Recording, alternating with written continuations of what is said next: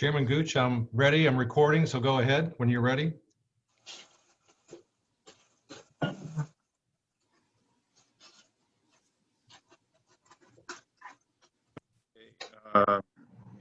you guys hear me? Yes. Yes. Can now. All right, I'm having a little problem with volume here. I can't seem to find the control.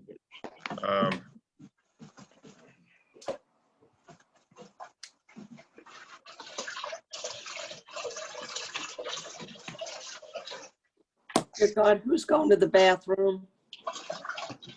Really?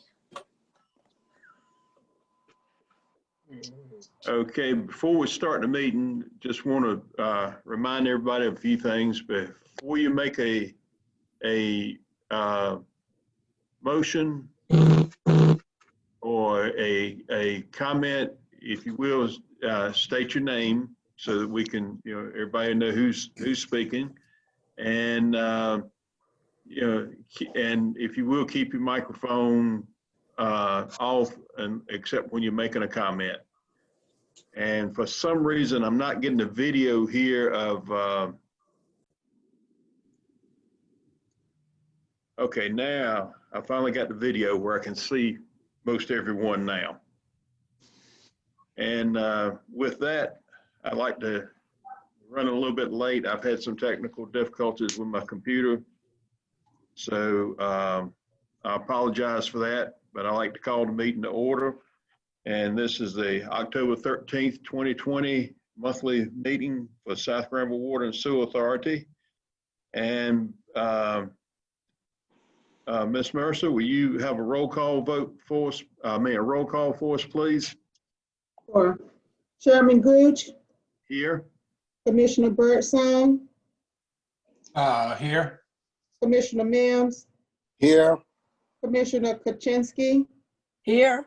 Commissioner McLamb, Here. and Commissioner Karen. Here.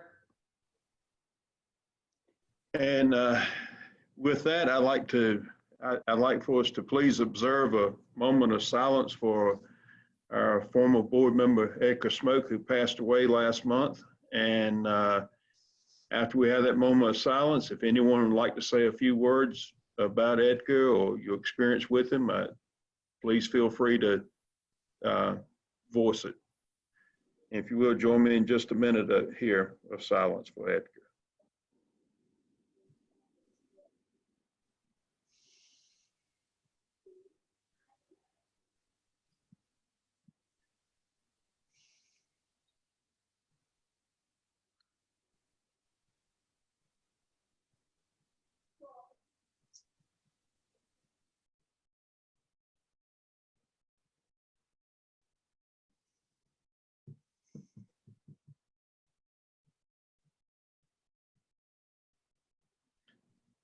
Okay, and does anybody have a few words they'd like to say?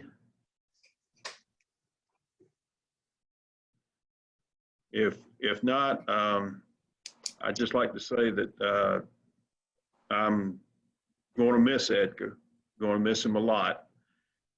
He was more than just a county commissioner, co-board member here. He was past chairman here. He was vice chairman at the time he passed away. And I will definitely miss him and miss his leadership. Also, Edgar and I were friends for well over 40 years. And I can say in that time, we never had a crossword. We oftentimes disagreed, but we would state it. I would state my position, he'd state his, and we come to an agreement. And never any problems of any nature between the two of us. Just some really, really good memories that I will cherish from now on. If no one else has anything they like to say, I'd like to go to Mr. McLamb for our invocation, please. Let us pray. Thank you, Lord, for being with us today, helping us guide through all of Saguasa's business. Let's have everyone stay, have an open mind, and keep us aware of what's best in your eyes. Lord, we ask this in your son, Jesus' name. Amen. Amen. Yeah. And now for our pledge of allegiance, Commissioner Kuczynski, would you lead us, please? Sure. Everybody stand. I pledge allegiance to the flag of the United States of America and to the republic for which it stands, one nation, under God, indivisible, with liberty and justice for all. Thank you. Thank you. And now moving on to item 6, review and approval of minutes from the September 8th, 2020 meeting. I trust everyone's read these. What is the pleasure of the board? Mr. Chairman, this is Commissioner Kuczynski. I make a motion to accept the minutes. Okay, thank you. We have a motion by Commissioner Kuczynski. Do I hear a second? Second, Kenneth McLam. Thank you, Mr. McLam. And Ms. Mercer, will you give us a roll call vote for this, please? Sure. Chairman Gooch, Yes. Commissioner Birdsong, Yes. Commissioner Mims, Approve. Commissioner Kuczynski, Yes. Commissioner McLam, Yes. and Commissioner Karen. Yes. And now we want to open our meeting up for public comments. And I don't have everyone's on screen, so if anyone would like to make a public comment at this time, I'd appreciate it if you would speak up. Make a motion, unmute, turn your video on and wave at me. Anything so we can recognize someone wants to make a public comment.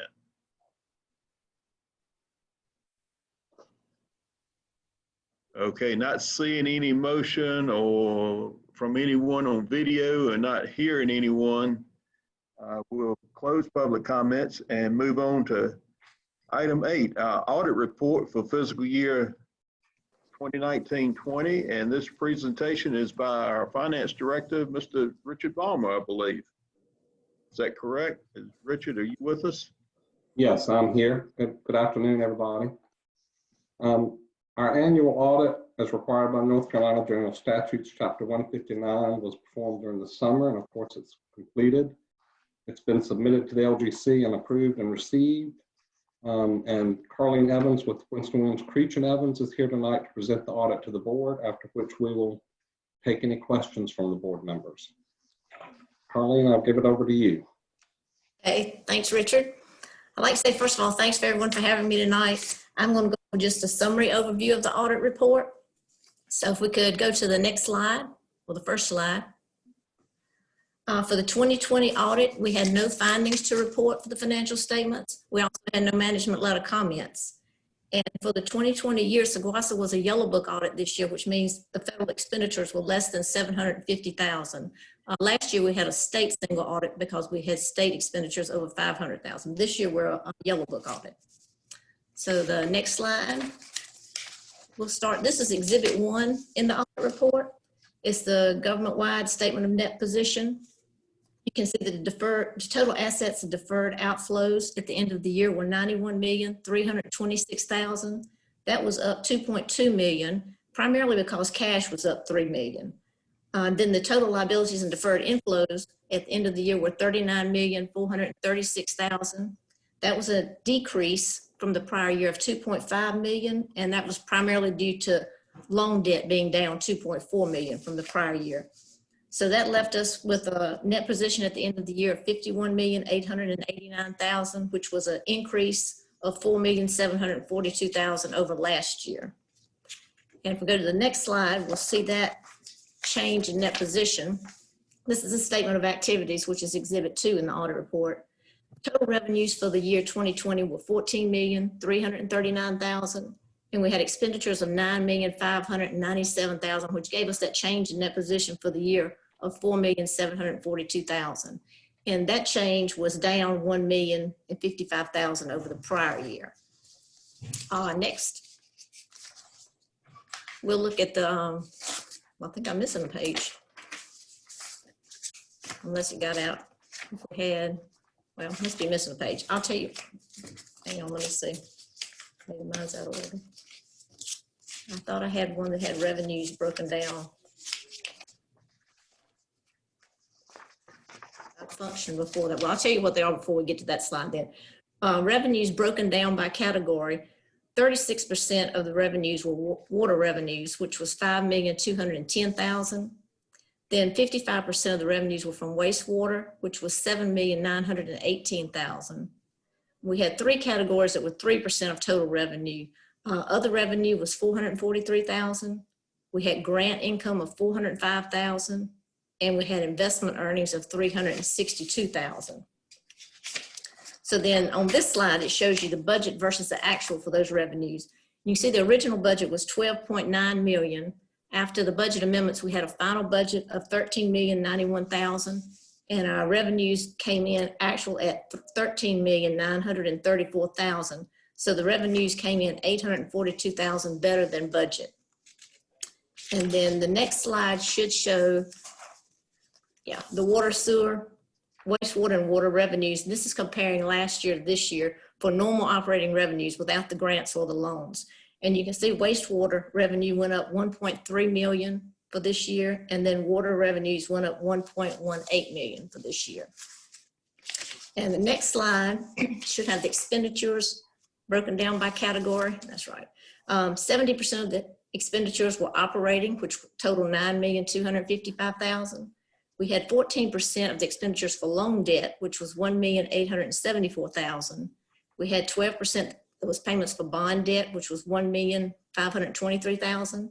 And then we had 4% that were payments to Butner for $500,000. And so the next slide should show the expenditures budget versus actual. The original budget was $13.4 million. Final budget was $28.6 million. And then the actual expenditures came in at $13,152,000. And next, we'll have just this is the increase of cash that I was talking about on the very first slide. Last year's ending cash was $30,408,000. At the end of this year, the cash balances of $33,560,000. So the cash is up $3.1 million over the prior year. And next slide is fund balance for the year. 34% of the fund balance was investment in capital assets. That total was $17,682,000. Then we had unrestricted fund balance of 66%, which was $34,207,000, giving us a total fund balance at the end of the year of $51,889,000. And of that, $2.6 million has been designated for capital improvement. And next should be a list of the outstanding loans at the end of the year. All those balances are listed out. There was no new debt this year. These are the same as last year. And the balance on those loans at the end of the year was $21,218,000. This balance was down from the prior year because of payments of $1.4 million. And the next slide is the same type thing, a list of the bonds outstanding. They're the same as last year as well. The total bonds outstanding at the end of the year was $16,281,000, which was down $985,000 over the prior year. And I believe that's all of my slides. I'll open it up for questions if anybody has any questions for me or for Richard about the report or the audit. Okay, does anybody have any questions? Yes, this is Board Member Ed Mims. Thank you so much for the report. I would like for you to just speak to the slide on the expenditures versus budget versus actual. Okay. That one. Okay. One of the things in the final budget that made it so much higher, there was a budget amendment for project and studies for one, let's say, I believe 14 million. Richard might have to correct me if I'm trying to remember off the top of my head, for water treatment plant design. I think that budget amendment was around 14 million, which made the final budget go up. And we didn't have those actual expenses in the current year, which makes it the actual be so much less. That's Thank you. correct. Since it was a capital project, we budgeted the full contract, not knowing how much would be paid in the fiscal year. And then the board in July of 2020 rolled forward the unexpended part into the current year. Okay, thank you. Do we, yes, Commissioner Kuczynski. Thank you, Mr. Chairman. I want to look at the pie chart. It's page number 16, expenditures non-GAAP. One more, I think. There it is. All right. So can you explain somebody, either you or Richard, the 4% town of Butner? I need to know what that is. That's a memo of understanding that's been set up from the beginning with Butner for operational cost of the town. And so we pay the town of Butner? Yes, And how much do we pay them annually? 500,000. So $500,000 goes to the town of Butner. How long is this going to last? I can assist with that question. So the memorandum of understanding was part of the original founding documents. And in that agreement for the asset transfer from North Carolina Department of Health and Human Services, they stipulated that we paid the town of Butner roughly almost $64,000 a month for the first years until the town of Butner incorporated. Once the town of Butner incorporated, we had a 20-year term that we have to pay them $41,668 per month for a 20-year term. So that debt or memorandum, those payments should end in September of 2027. Thank you, Richard, and thank you, Ms. Evans. I appreciate your help.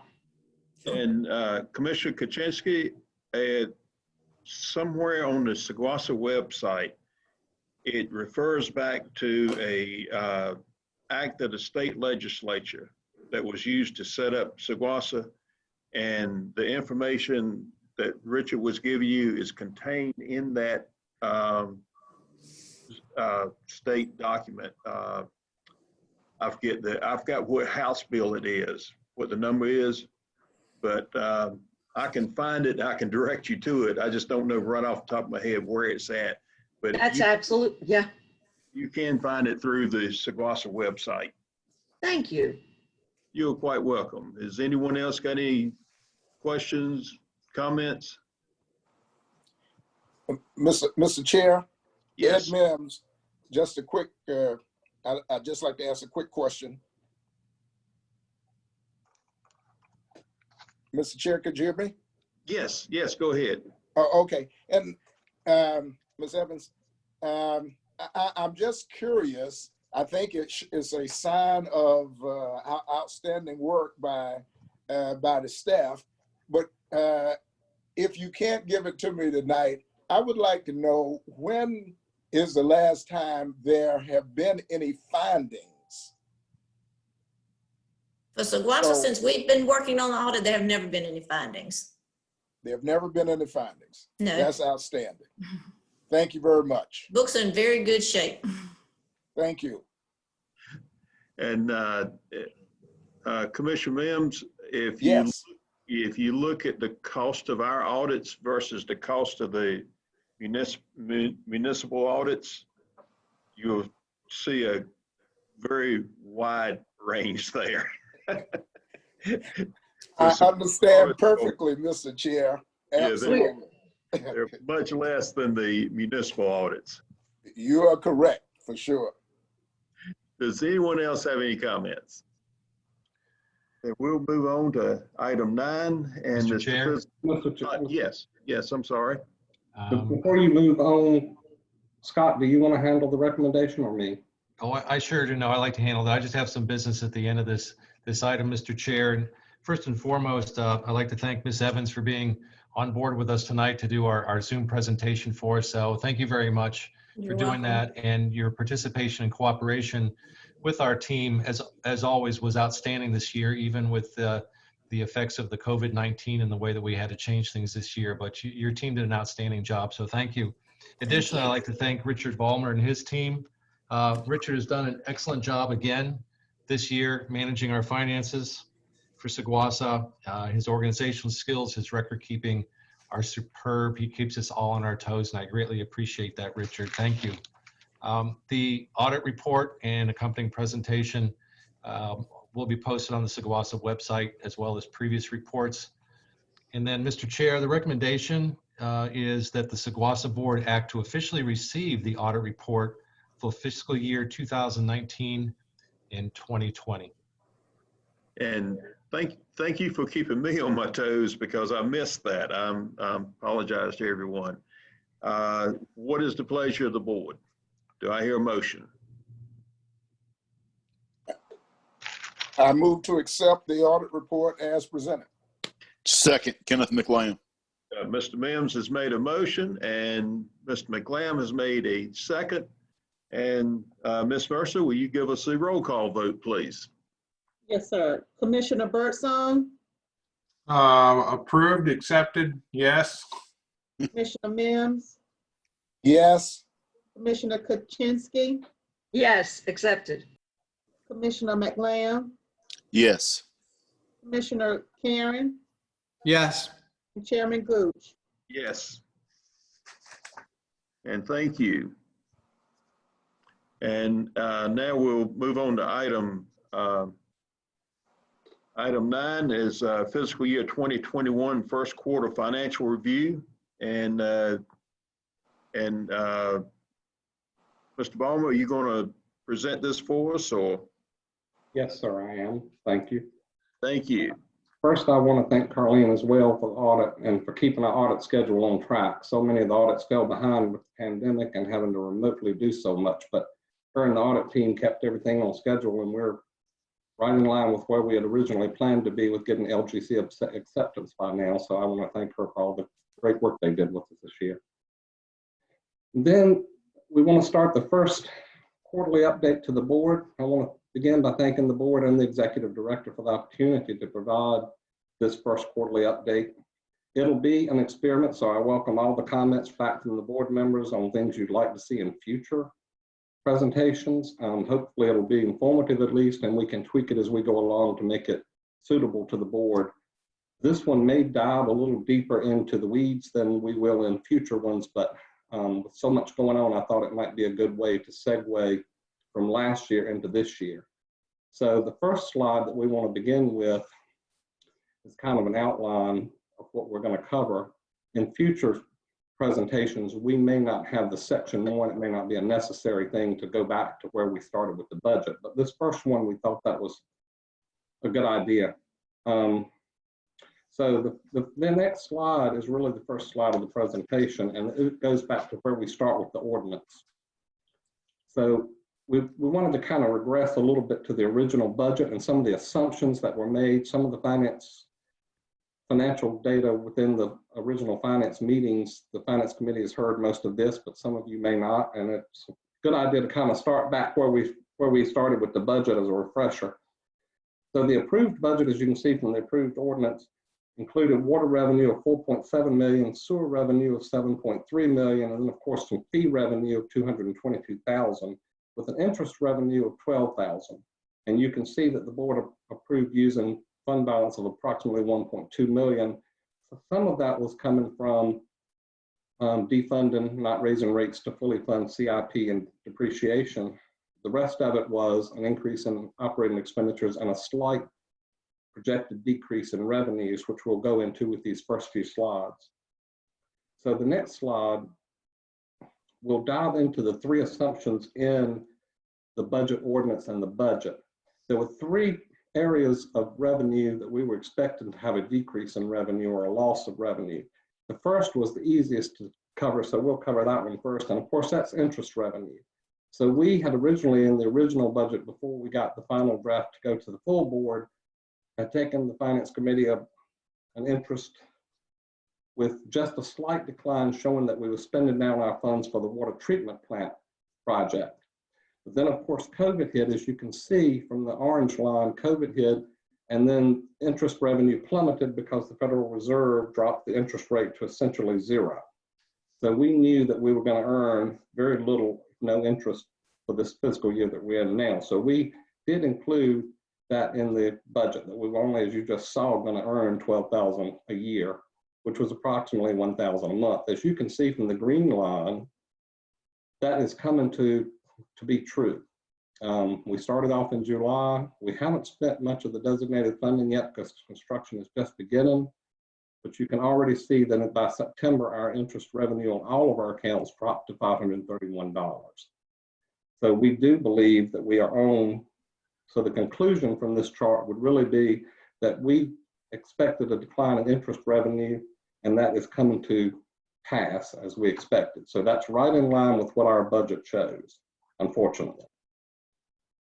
So the next slide is a little more complicated. The second revenue loss projection included in the budget was related to one of our North Carolina customers having a change in consumption. So in late 2019, we experienced a bill revenue usage reduction for one of our state facilities, roughly in November of 2019. As you can imagine, when we looked at that number, we contacted the customer and did some rereads and some data analysis and determined that it was a legitimate usage.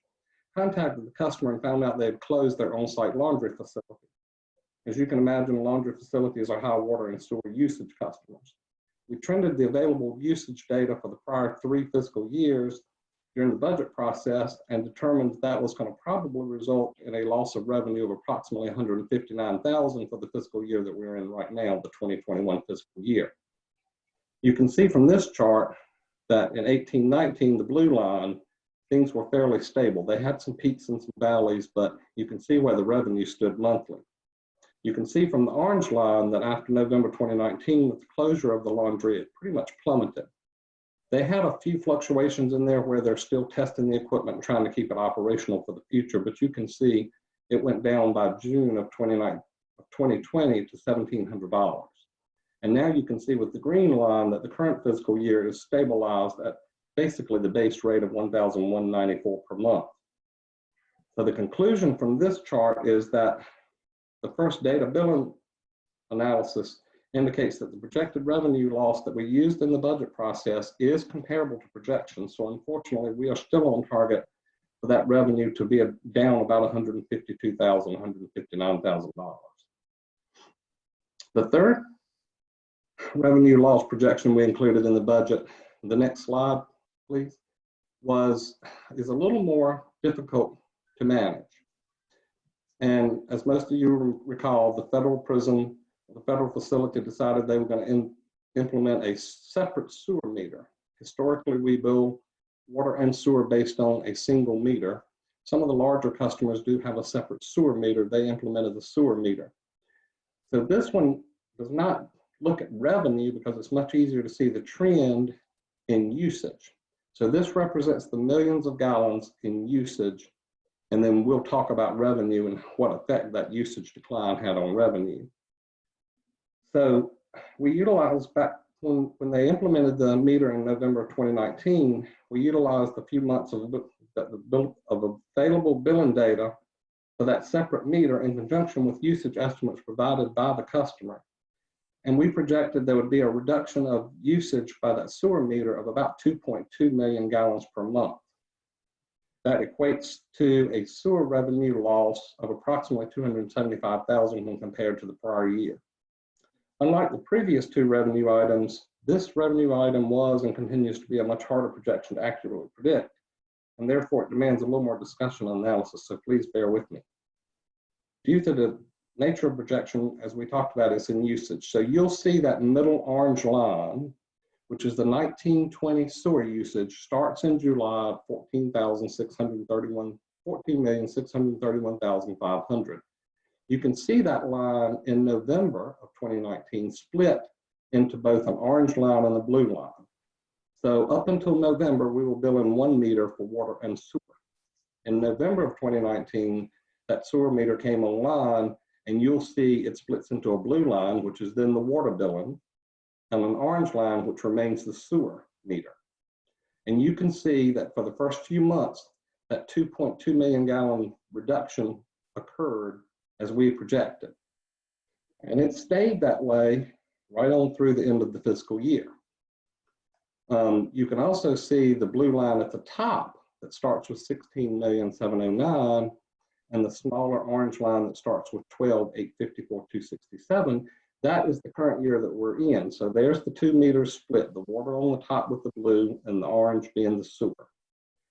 So even now, we're still seeing that 2.2 to 3 million trend occur.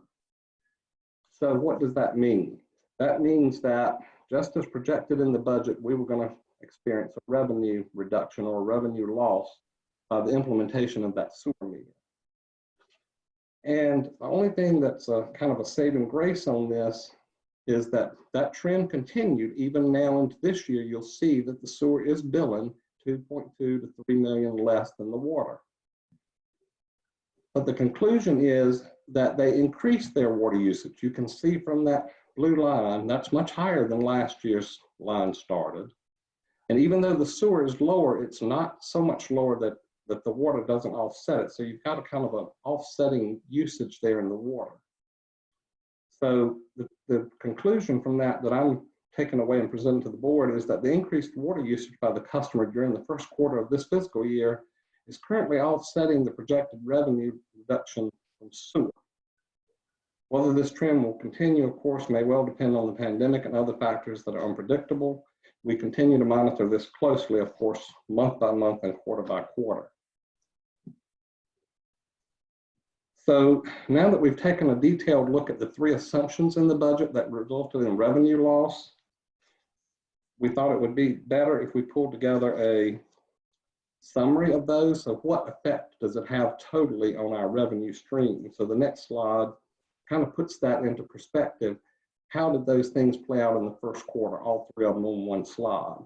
And as you can see from this, interest revenue is down $136,000 from what it was last year during the first quarter.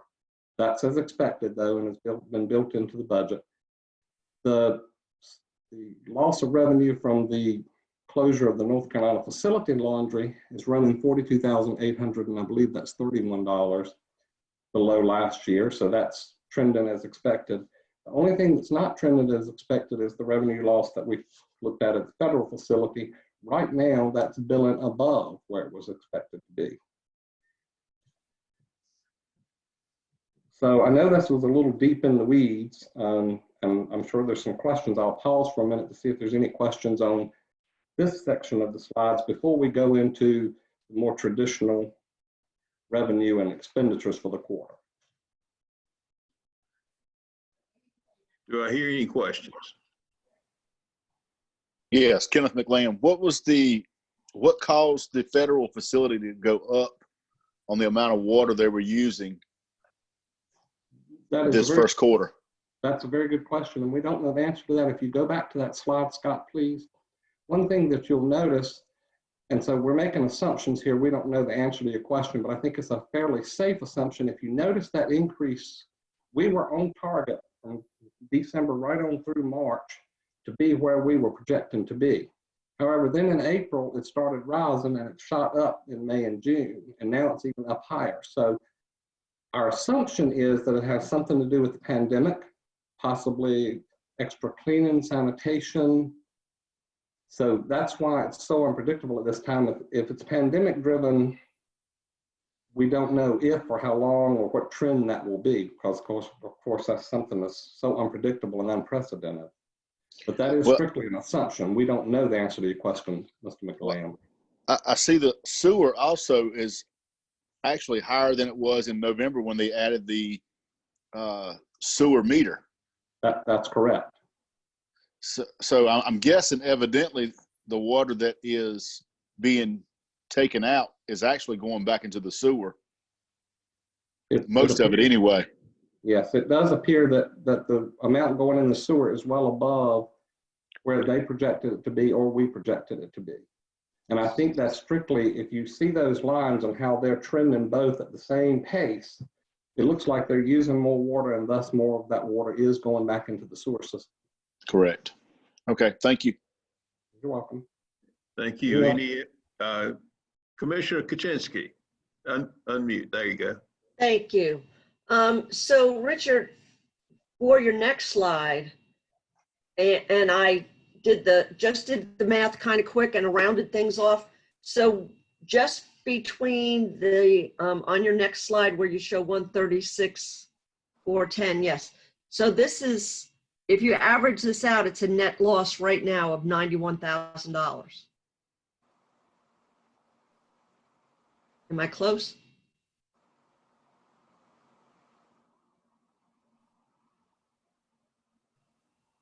Let me ask him to unmute. That is correct. So the only difference is the blue bar and the orange bar are revenue projections that we knew were going to be a loss, and they are trending exactly as budgeted and projected. The Okay. third one is that the usage overall for all of our customers, not just that third scenario, has risen to the point that it is offsetting some of that loss. All right, thank So you. as you'll see when you get to the revenue section in a second, that means that things are looking much better than budgeted and projected overall, even though there is a net loss if you compare it to last year. I'll take anything. Any other questions? Yes, Mr. Chair, this is Ed Mims. And my question, Richard, obviously, it concerns the municipalities as well. So I need some guidance here concerning the interest loss. We all understand that interest rates basically are at zero and have been there for a while, but has the LGC provided any guidance as to where funds might be redirected? And I'm thinking municipalities are in dire need of funds across the nation. So can we move funds to bonds or something that would have a fixed rate as opposed to having to take such a beating in our interest income that we are experiencing? That is a good point. The LGC has not issued any guidance on that, and they typically do steer clear of that. You would have to move it to some sort of investment portfolio, but unfortunately, the bulk of our funds right now are in designated funds. So we wouldn't want to tie them up long-term because you're planning to expend them within the next 12 to 18 months on the water treatment plant project. Right now, we had the bulk of those funds in a very high interest term fund with North Carolina Capital Management Trust, which is where it still remains, but you can see the difference in interest on that previous chart. So unless we go to some sort of investment, like you said, some sort of bond situation, we're pretty much strapped with no interest rates anywhere you can find. And we certainly wouldn't want to tie up those funds that we're getting ready to expend in any kind of long-term bonds. Thank you, Mr. Chair. Thank you, Richard. You're welcome. Any other questions? Any other comments? All right, Richard, if you will, continue, please. Thank you. Okay, so now it's more straightforward. We're into kind of the normal quarterly financial statement analysis. First, we'll start with the revenues. So we've talked about the scenarios and the assumptions in the budget. Now let's just look at the revenues straight out, where they were budgeted and where they are. Of course, you are 1 quarter into the year, so you would expect the revenues or hope that the revenues are at least 25% of what is budgeted. There are some seasonal trends, but usually 25% is a good gauge. As you can see from this, both our water revenue and our sewer revenue for the first quarter are above that 25% mark. Overall in total, 31% and 29%. So I feel pretty comfortable with where the revenues are now. I would assume that trend will continue, but we don't know how much of that's driven by the pandemic and what effect it's having on revenues. But to know that we're ahead of the game in the first quarter with this pandemic going on is a little reassuring to us on the revenue side. And going to the next slide, we'll jump into expenses. For ease of use, of course, we budget by department. So I've put 2 departments on each slide. Just like with the revenues, we would hope that the expenditures stay below 25%. Anything above 25% would be trending high for the first quarter. It is important to throw out there and note on this first presentation that some larger expenses do come due annually. So some of those may have occurred, certain renewals occur at the beginning of the fiscal year, for instance, insurance policies and that sort of thing. So within each department, I analyze monthly. If it's above, I do a line item review. And if it's above 25%, but it's because that annual subscription is renewed, it doesn't bother me so bad. So I kind of disclose those things as we go through each slide. As you can see, the administration department right now is running at 24% of budget. Billing and collections department is running at 24% of budget. And that's even with the renewals of software licenses and so forth. So that's pretty consistent. That's what we want to see. The next slide, we cover the two main facilities, the water treatment facility and the wastewater treatment facility. They are a little more concerning. You can see that we're at 28% at the water treatment plant, 32% at the wastewater treatment plant. That does raise some concerns somewhat. In looking at the actual month-to-month data, some of that is being caused by the pay and the benefits expenses, as well as you know, we've had some rather large unexpected repairs and maintenance situations at both facilities in the first quarter. Let's hope that those have passed us and we don't have any unexpected large ones. So that's what's causing these to be above the 25%. The escalated rate of the repair and maintenance budget is resulting from the major unexpected repairs. We haven't had that much use of just general small repairs. But like I said, those are the two trends that are causing this to be above 25%, is basically the pay situation and the repairs and maintenance, primarily the repairs and maintenance. The next department, the next slide will be the utility maintenance and stations. Keep in mind that the utility maintenance includes water line maintenance, sewer line maintenance, pump station maintenance, and the water tower maintenance. You can see that that department is running at 24% of budget, so we're where we would expect to be there, and that is even considering the fact that we have had some rather large situations at pump stations, especially with major rain events we've had in the last 2 months. That is a little concerning because some of the maintenance on the water towers comes due later in the year. So I typically would like to see that 20% or below for this quarter. So we'll have to see how I'm watching that to see how that plays out very closely. The projects and studies department, really, you would expect that to be low because there's so much in that department that only comes later, and most of that is the water treatment plant. And as you can see, we've only expended about 9% of that department. But of course, as construction ramps up, that will escalate fairly quickly. So that's kind of an overview, general overview of basic revenue and expenses. Are there any questions on that section of the presentation? This is Ed Mims. Just, I guess, an observation that you pointed out that concerns me, and I'm sure concerns the board, and this is the expenses. Going back to that slide, and when I was reviewing the board packet and saw where this is for the first quarter, but yet for the wastewater treatment plant, we've used almost a third. And obviously we need to watch that closely, and it seems like there would need to be some reprogramming if things continue on, or things are really going to have to slack off for us to be able to come in close to budget. If we have already amassed, already used basically a third of the budget a quarter of the year through.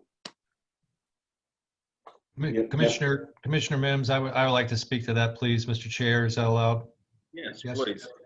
One of the things that we're seeing across the organization, as you saw on the previous slides, as far as water use and COVID-19 related expenses, we've also seen that in our first quarter here throughout the organization in terms of the additional, if you will, overtime and expenses that we're seeing sometimes to take care of the employees that are off or in quarantine, if you will. We've been healthy across the organization, which is fantastic. but we have incurred some of those expenses as well, just to run our shifts a little bit differently and our man hours across the organization. In addition to that, we're very proud of the staffing that we've done and basically brought our vacancies down to nil in this last quarter. A lot of our staff also is unlicensed, even though they're working on their licensing. So that's causing us also to shift resources around where we have requirements to put licensed personnel on one of our 3 shifts with some of those trainees at the same time. So we're building capacity across the organization with our new employees as far as their licensing, but we also are incurring some of those additional expenses. We're aware of those and we're watching those. And we also have employees in training, and we have licensing and testing coming up here in the next couple of months. So we're hoping to see that subside. Of course, we don't know where we're going with the pandemic and the overall effects of that. And hence the reasons why we initiated these quarterly reports for the board, so that we could present these ideas to you and tell you this is where we are, this is what we're keeping track of. And should we need some incremental change or some budget amendments across the board, not across the board, excuse me, in certain areas, of course, we'll bring that to the board. So I just wanted to make that comment as well. Thank you. Richard? Thank you. Are there any other Thank questions? you. Any other questions on that section? Hearing none, then we'll move on to the 3rd section of the presentation, which is just a brief overview. We all know that the COVID has been unprecedented, and we're seeing some challenges as we just discussed from that. That's also had an effect on Saguasa's revenue. I know many of the board members have voiced interest in what impact that has had. So here on this chart, you can see the lost fee revenue. Now, we saw from the previous slides that the overall water sewer billing revenue has increased. A lot of that could be from people being at home, working from home, facilities having, increased sanitation, that sort of thing. But you can see here that because of the executive orders, we did have some fee revenue loss. Cumulative, that red line is the cumulative effect over time of both the late fees that had to be waived and the non-payment fees that had to be waived. So to date, we have lost $161,806. Now that does cross 2 fiscal years. We know that we did a budget amendment at the end of last fiscal year to reduce the fee revenue accordingly. And we're waiting to see if that fee revenue is going to offset in the next quarter before I bring a budget amendment proposal to the board. Hopefully it will offset the first quarter, but you can see that we continued those losses in the July and August until those EOs expired. So that's kind of a cumulative effect on COVID on our revenue stream, both last year and this year. So that concludes the presentation with just a summary. So overall, we can take away from this first presentation that the cumulative billing revenue for the quarter is comparable to budget. Revenue losses in some sections appear to be offset by increased usage and revenue increases in other sectors. This trend is likely a direct result of the pandemic, which has resulted in increased sanitation and changes in usage patterns within various customer demographics, residential, institutional, commercial. Fee revenue is below budget for the quarter, and of course we just saw that that's mainly due to the fact that the COVID EOs put a moratorium on our fees for a couple of months in this quarter. You see that interest revenue is trending with budget, which unfortunately is a rather significant loss of interest revenue. And you can see that the departmental expenses for the quarter overall were expected. However, some departments are seeing certain line items exceeding budget where we wouldn't like them to be, primarily due to repairs, maintenance, and certain payroll expenses that are higher than we would like them to be at the end of the first quarter. Those are of concern. Of course, we will monitor them closely, and budget amendments may be required by the end of the next quarter, or definitely by the end of the third quarter if we don't see those trends changing. And that concludes the first presentation. I definitely welcome any feedback at this meeting or future meetings, or about what you'd like to see in these presentations, what information you found helpful, what you didn't care for. I don't foresee doing that first section again where we go back to the budget, because we see that those things are trending as expected. But we can definitely include any additional slides or additional information in upcoming updates. Richard, Kenneth McLam, I think you did a great job, and I thank you for everything you did right there. Thank you, Mr. McLam. And Richard, this is Ed Mims. I concur with Mr. McLam. And I would also like to say that I would be curious as we move forward and hopefully this pandemic concludes, if the laundry facilities and the prison system that basically reduce their usage, if that continues post-pandemic, then I think we need to look closely as to how we might attempt to compensate or address that reduction as we do budgeting in the future. But this was outstanding, as Mr. McLam said, and I hope to be able to get something like this in my municipality. Thank you. Thank you, Mr. Mims. Yeah, thank you, Richard. Is there any other comments? Commissioner Kuczynski. Thank you, Mr. Chairman. Richard, you are just amazing. And you said you wanted a suggestion for the next quarter. I have one suggestion: less negative numbers. I can't do miracles now. All All right. right, well, I just thought I'd throw it out there, but thank you so very much. You have done an excellent job of explaining the status of the financials for us right now, and I appreciate it. Thank you. Okay. And if there's no further comments, is it the pleasure of the board to accept this financial review? Do I hear a motion? Motion to accept, Kenneth McLam. Ed Mims, I second. All right, I'm sorry. I'm not sure that's needed. Mr. Chair. Okay, Yeah, if I may, Mr. Chair. yeah, it's not needed. Yeah, it's informational only, and this was our first quarterly update for the board, and I do hope that it met the expectations of the board of directors here. And of course, following, let us know if there's anything additionally you would like to see in these reports. We have our second quarter report coming up at the January board meeting, and we will prepare for that. In terms of our next steps, we'll just continue to monitor our financial activities and prepare for that next quarterly update. And then based on our first quarter financial review, and I think this is important, we are not recommending any adjustments to the board approved fees or rates at this time. And once again, we were providing ourselves an opportunity and the board an opportunity at these quarterly reviews that should we need to make some adjustments, we have that opportunity to at least discern that before we move further in those decisions. We have the exhibits that are attached, and of course, all this information will be on our website. And again, this is only informational. So thank you very much, Mr. Chair. Thank you.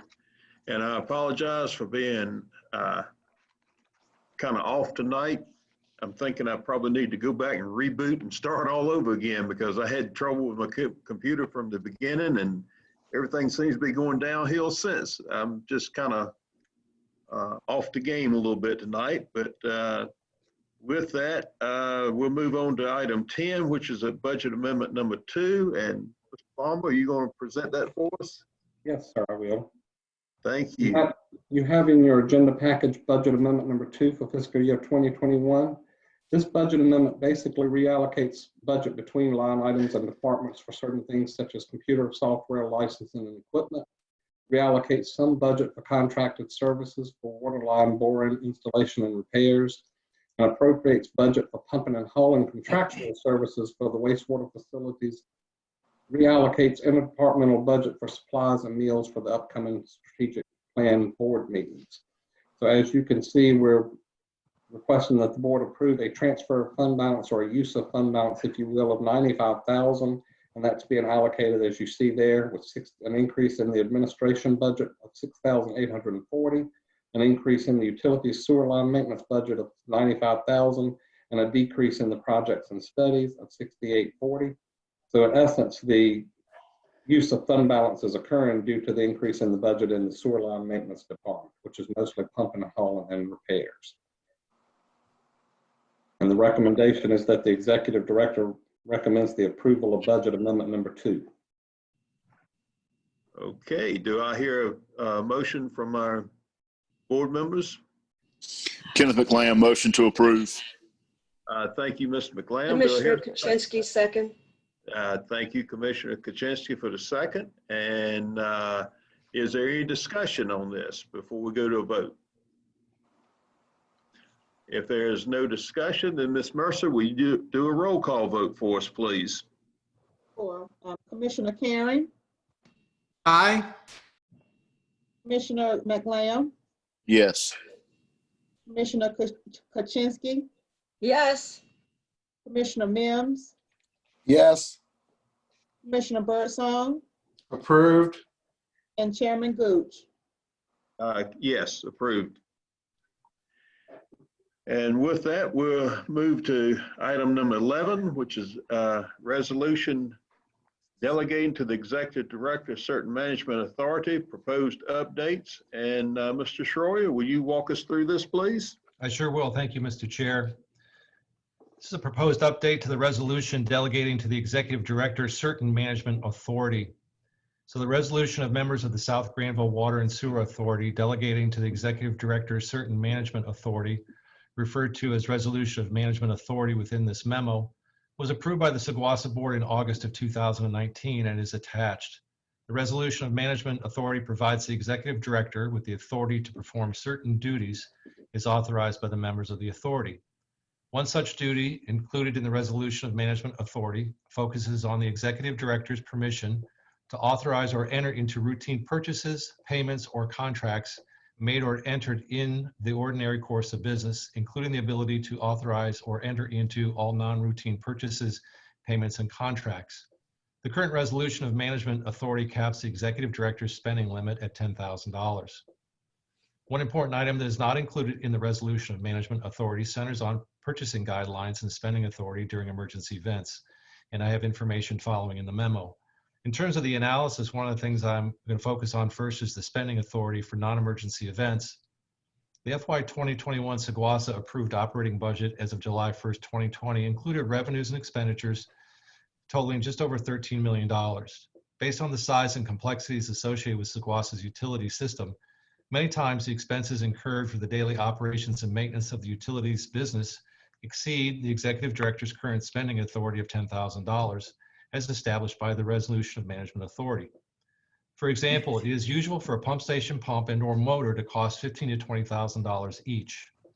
With the current spending authority capped at $10,000, oftentimes it's challenging to provide just-in-time maintenance and ongoing utility operations for the health, safety, and welfare of our customers, considering that an item to be purchased at a cost greater than $10,000 must be approved by the Saguasa Board, keeping in mind the board meets once per month.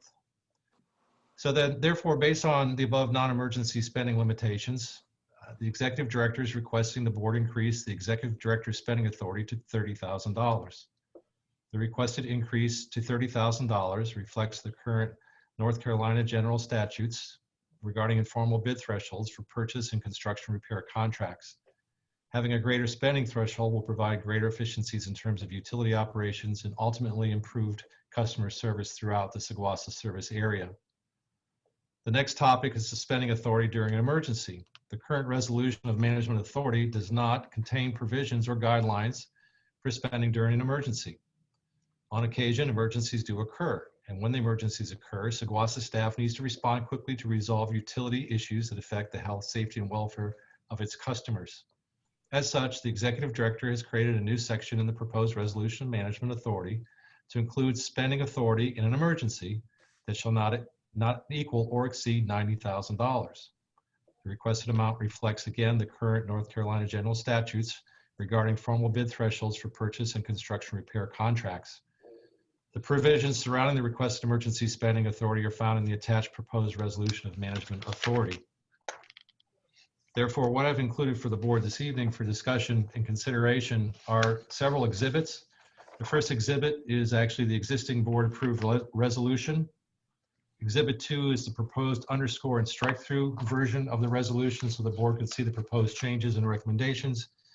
And third is the proposed resolution that is updated to include the sections and the provisions that I just discussed and outlined for the board. So the recommendation by the executive director is that I'm requesting the Saguasa Board approve Exhibit 3, the updated resolution of members of South Granville Water and Sewer Authority delegating to the executive director certain management authority.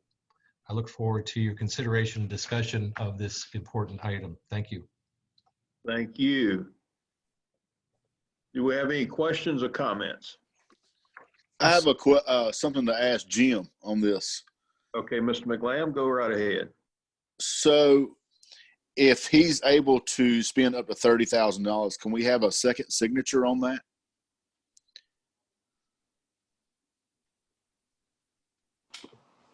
I'm sorry, Jim, we can't hear your response. I can't anyway. Neither can I. We see you, but we can't hear you.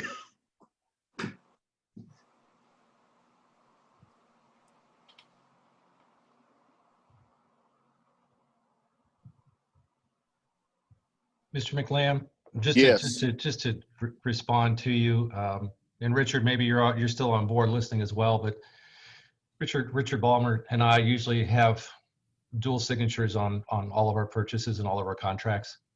If that addresses your concern at this point, I mean, we'll have Jim mention or get on board as well once he fixes his microphone, I guess. But Richard, did you want to comment as well? That is correct. Our current purchase orders and checks all require dual signatures. Great. That's all I need to hear. Yeah, we passed another item about, what, 4 to 6 months ago that it lined out the second signature authorizations. Yes, sir, that's correct. So, Mr. Chair, Ed Mims. Yes, go ahead, Ed. Okay, I'm not sure if I just understood Mr. Birdsong. Was that, you say, 4 or 5 months ago, eliminating the second signature requirement? no. And this is Birdsong. I'll try to get my name in there. No, it didn't eliminate it, just lined it out for, I don't know, about a list of about 8 names or something. It's a pretty long list. But it got revamped or updated based on Scott's organization, I suppose. So, Okay, well, Mr. Chair, I would like that issue to be clarified. And I do have a couple of comments, Mr. Schroyer and board, about the resolution. I'll start with the money, and then there's one other one up higher relative to authority that I'd like to address. I think I brought up some time ago, I want to say it was back in February, that I certainly thought that there was a need for the executive director to have increased spending authority based on the size of our facility. And I fully support the 30,000. And I would be willing to increase it up to 50. But I have some reluctance for going up to 90,000 at this time. And let me just explain my thinking. I understand the cost of repairs and so forth, but I would like to know what the process would be concerning bids. I know during an emergency, and I fully understand during an emergency, if it's dealing with health and safety, we must respond immediately. However, as part of procurement, there's a thing about getting multiple bids.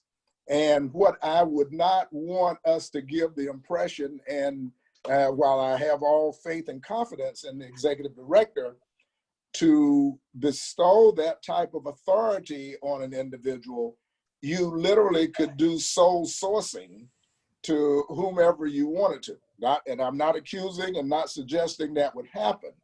But if you don't have bids or multiple bids, it looks like, you know, someone would have the authority to be able to go to whomever they chose repeatedly. So that's why I have some reluctance about going up to 90. But I do believe the director needs increased authority. 10,000 is far too low, and we need to move it from there. That's one comment. And before you speak on that, when I was reading the resolution, it was something that just sort of jumped off to me, and is not really a big deal, but it is a big deal. And it was talking about the authority, and let me make sure I'm in the right place. the authority of the executive director to hire and fire. And Mr. Shorty, is that in this one or is that in the revised one? Do you know what I'm talking about? It says, I'm trying to look at it on my phone because I can't read it on the screen. But it talked about hiring and firing. And I just thought the term to hire, to give the executive director the authority to hire, and the word fire, F-I-R-E, I just thought it could be different. In other words, the executive director certainly has the authority to hire, but I would choose other words as to terminate the employment, not the word fire. It's in Exhibit 1, item 1D. Okay. I know I read it. I can't find it. I can't find it now. Okay, yeah. Thanks so much, Commissioner Kuczynski. Yeah, I just thought the word fire was, I won't say a little elementary, but we could improve on that language. So those are my only two comments. Consider terminating the employment. And the other one is, I would like to know how Mr. Shorty and Mr. Balmer would respond to what you're doing now in the case of a multi-$1,000 emergency, and how you would handle a $90,000 or a $80,000 emergency relative to competition. Sure. Well, let me make sure that my microphone's unmuted. Mr. Chair, can you hear me? Scott, can you hear me? Yes. Yes. Jim, go ahead. Okay, sure. So, and Scott, correct me if I'm wrong, but it's my understanding this resolution doesn't change the need to comply with public bidding laws. It just changes Scott's authority. So there is an exception in certain cases for an emergency exception to public bidding requirements, but that's not what this is about. This is just increasing his authority without having to go through board approval. You still have to go through the full Chapter 143 purchase process if it's possible under the circumstances. Is that correct, Scott? Yes, that is correct. Well, let me ask the question about that. So how do we handle it now? We don't have this authority in place. So how is it handled now? So anything that Scott wants to purchase over his current threshold, he has to bring back to the board for approval. So I think that threshold is currently $10,000, and that's well below the threshold in the general statutes of $90,000 for personal property transactions. So he has to bring that back and get board approval for each of those contracts. Here, he would have the authority in accordance with the public bid statutes to purchase up to the threshold that's set out in this revised resolution. And I appreciate that, and I thank you. But we need to understand that 90,000 is the formal bid process. I mean, that's statewide. That's the threshold on personal property transactions for the formal bid process. That's correct. Right. Anything above that. I think it's imperative that there be competition below 90,000. Well, there is competition. There's informal bid competition, and we still have to follow our purchasing policy. So we've got informal bids below 90,000 and formal bids for personal property above 90,000. So okay, so it's still covered. I'm pulling up Article 8 of Chapter 143 now, and I'll point you to the statute on that. But 143-129 governs bids on personal property above $90,000. And let me find the informal bid one here. Richard may know it off the top of his head, the statutory site, but. Yeah, I'm really interested in informal bid process during an emergency. In essence, doing a non-emergency is not an issue.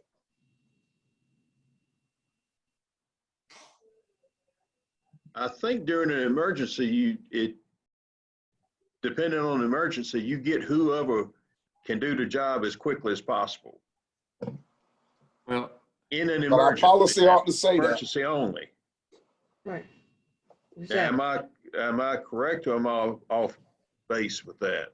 well, I think in an emergency, Scott would use his best efforts to follow the purchasing policy and only not do that if it was if it was impossible.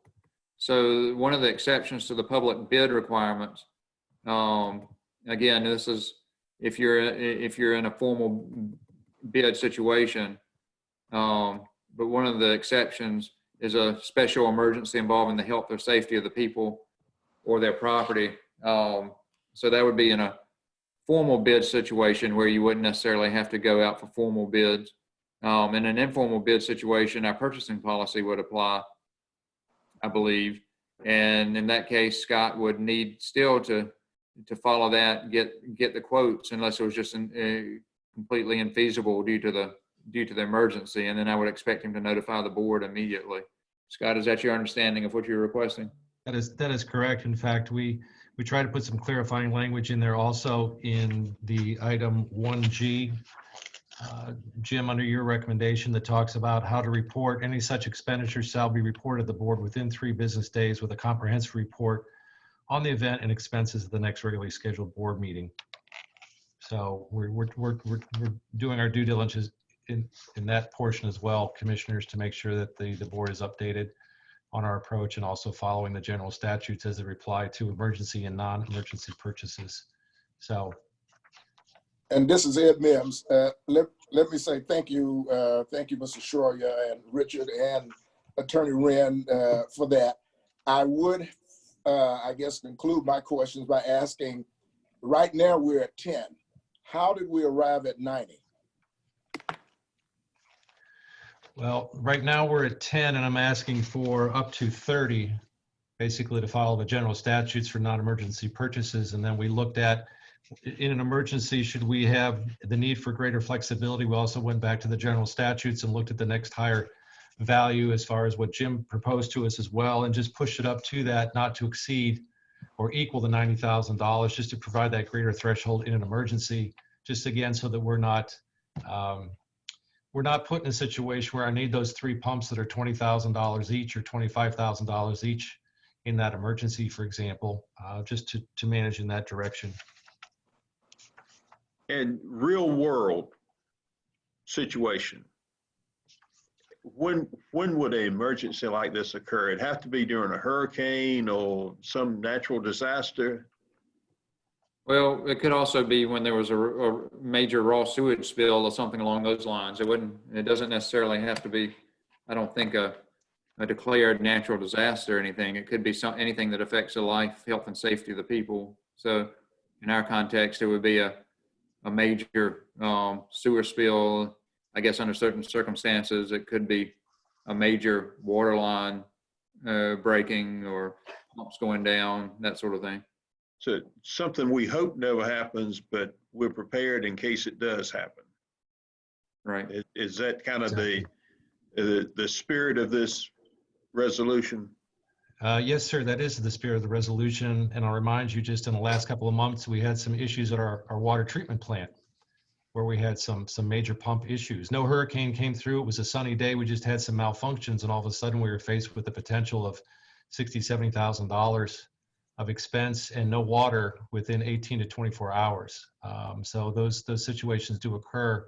And with my experience with hurricanes and large storms like that, commissioners, I would not be going that alone. I'd be calling special meetings and keeping you updated on everything that's in front of us and what our action plan is and what are our anticipated expenses and basically how to mitigate those expenses at the same time. So again, going back to the spirit and the heart of the resolution here for the emergency portion, pointing out that there was nothing addressing that situation. So at least we wanted to put that on the table. And Commissioner Mims, that is something that you mentioned as well in the previous months, just in terms of the overall value compared to running the operation on a daily basis and then having such a limited authority, if you will, just for purchases to keep the business running. That's why we brought this forward to the board at this point.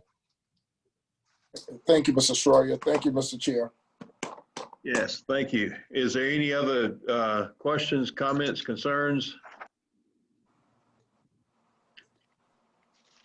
If not, we would entertain a motion. Commissioner Kuczynski.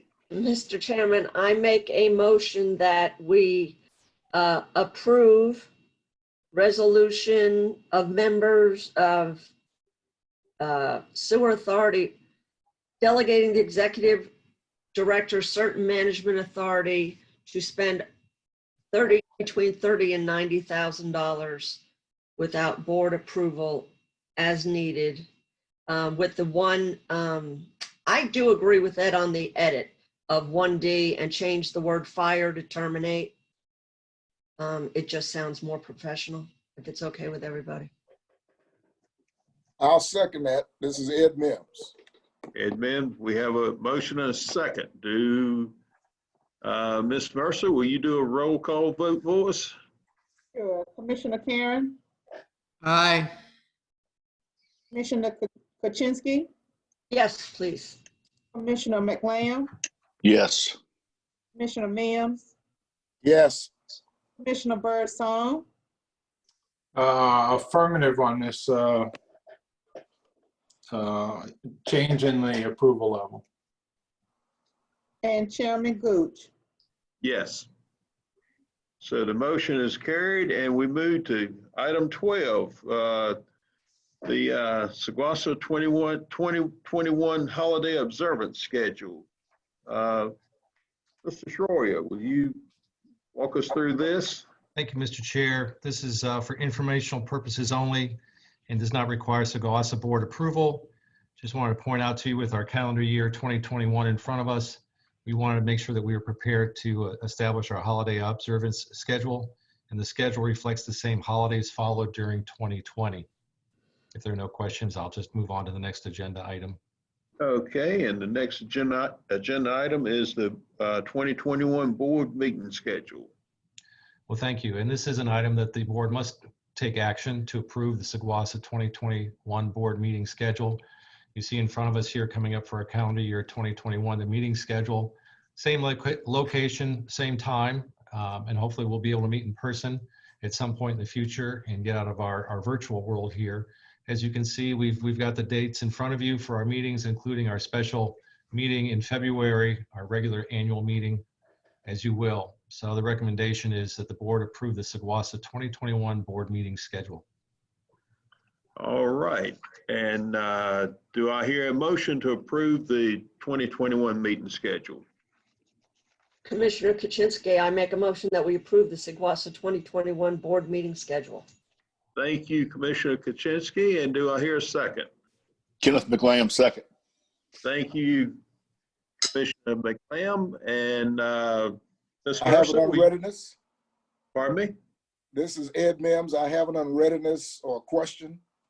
Okay, Mr. Chairman and board members, while I support this schedule, the question that I have is, within this week, we're going to be coming up with our, having our first strategic planning meeting.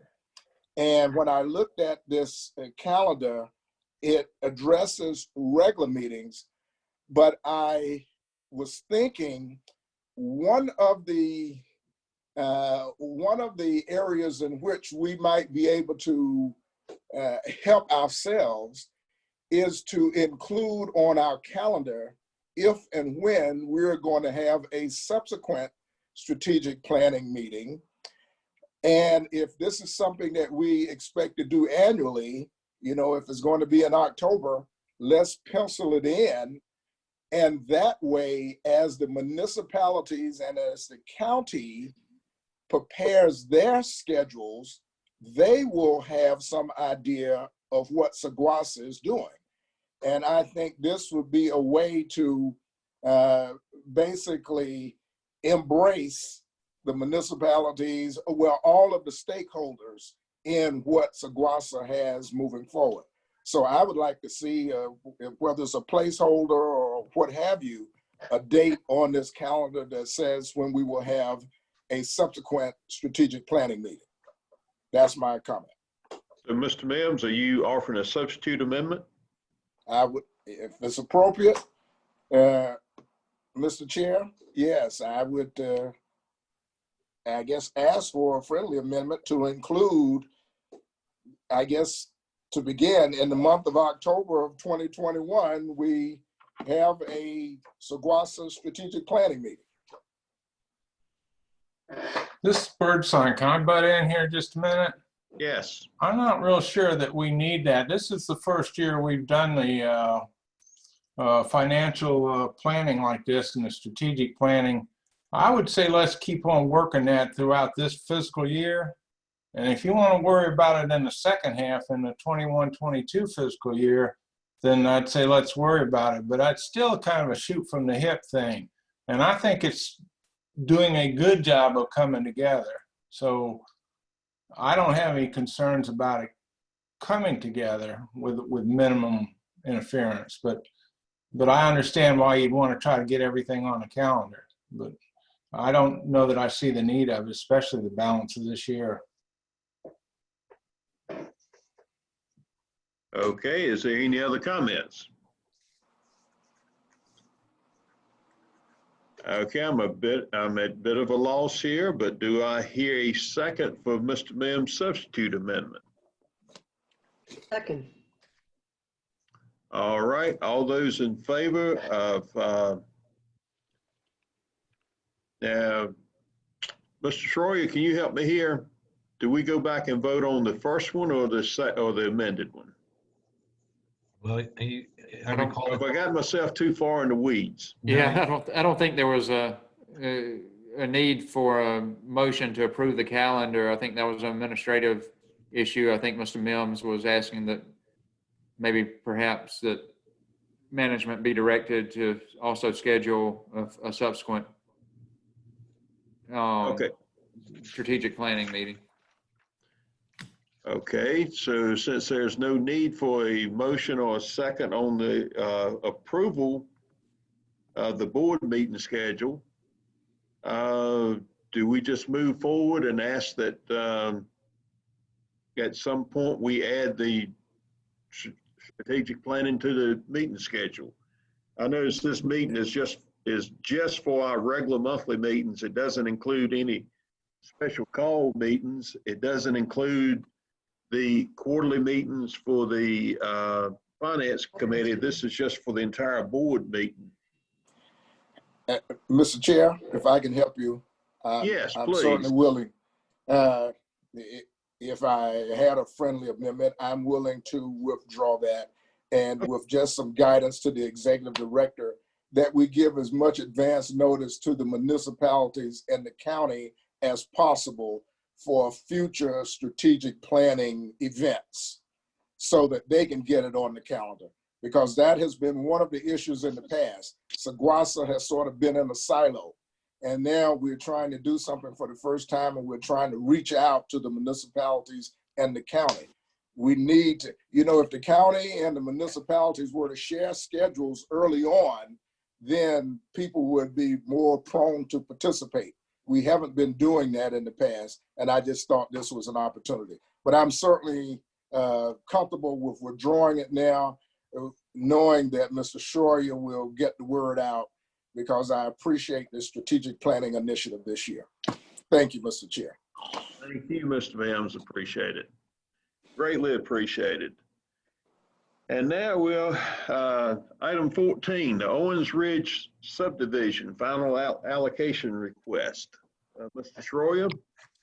Thank you. The proposed Owens Ridge subdivision is located off Old NC 75, just north of Gooch Street in Stem, North Carolina. The development will provide 9 single-family residential lots with 3-bedroom homes. On September 8th, 2020, the owner's consultant, Chad Abbott, with C3 Design and Engineering, submitted to the Saguasa Executive Director an allocation request of 2,376 gallons per day of residential water and sewer to serve the Owens Ridge subdivision. The allocation request has been approved by the town of Stem. Furthermore, since the development will not increase beyond the 9 residential lots, the owner has requested a final allocation approval versus a preliminary allocation approval. In terms of the recommendation, the Saguasa Utility Engineer recommends the approval of the allocation request of 2,376 gallons per day for the proposed Owens Ridge development. Engineering drawings have been approved and analysis shows that the existing Saguasa utility system can accept the requested allocation. I have provided information to you on screen regarding the financials associated with this, as well as the attachment for the allocation request.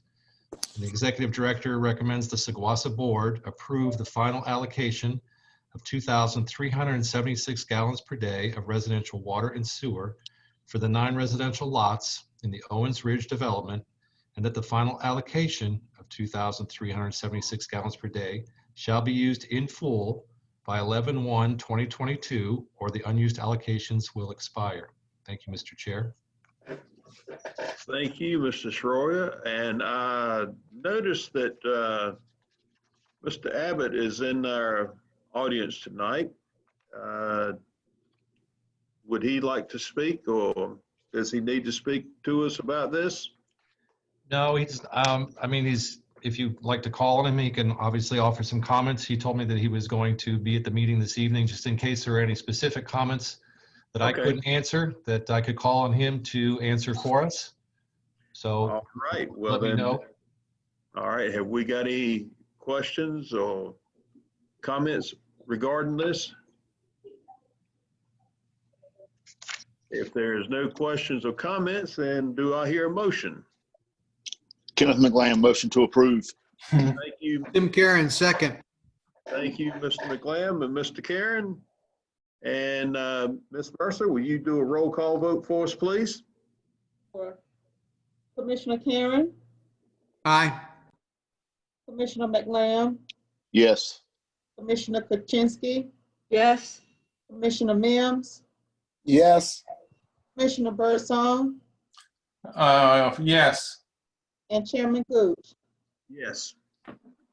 So the motion is carried. With the allocation request is approved.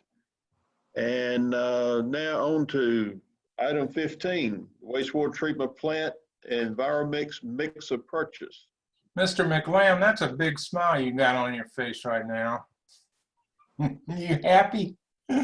It's only 9 homes. Yeah. But I think you had somebody else also start something out there, get something going. I don't know. Anyway, good for you. Thank you. Everyone counts. Thank you. Yes, and then Ms. Mercer, will you do a roll call vote for us, please? Yes, sir. Oh, I'm sorry. I got all mixed up here. We've already approved the Owens Ridge subdivision. Let's move down to the wastewater treatment plant Enviromix mix of purchase. Thank you, Mr. I Chair. guess we better let Scott say a few words before we approve this.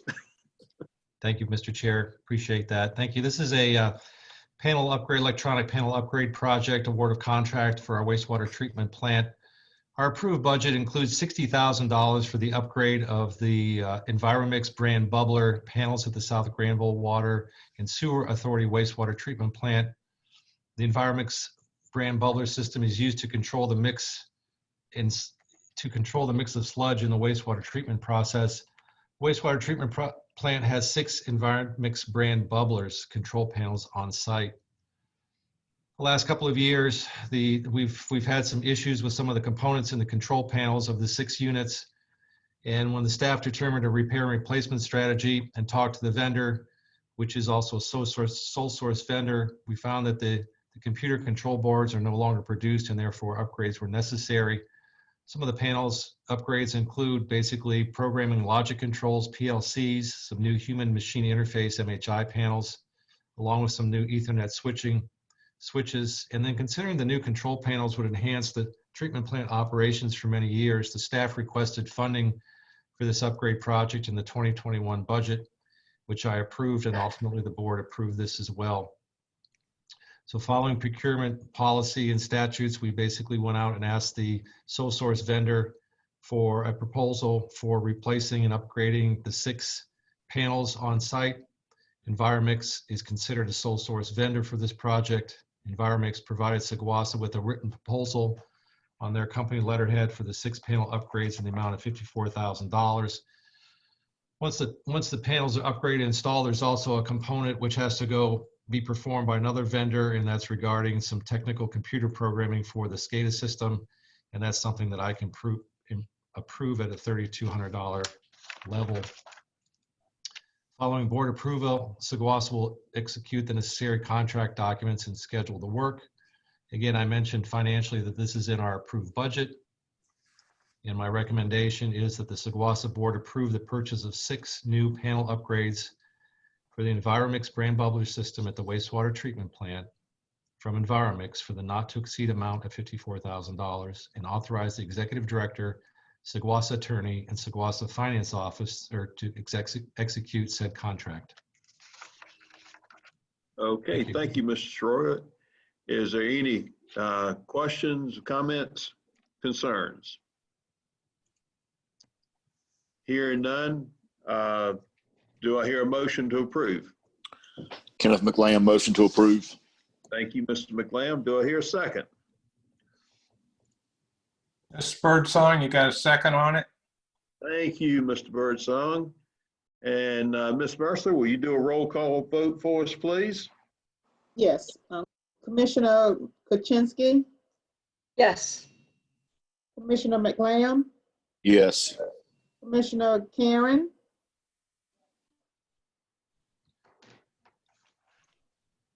Commissioner Karen,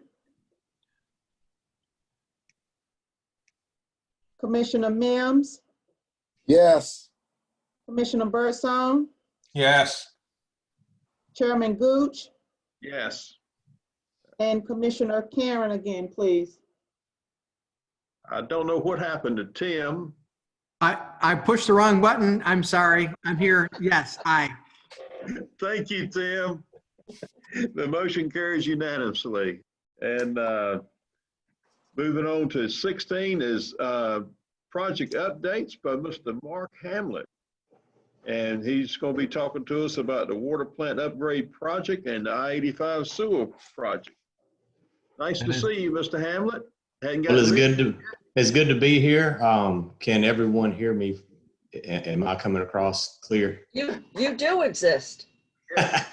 Well, I've been with Seguasa for about 2 months now. It has been a pleasure being here.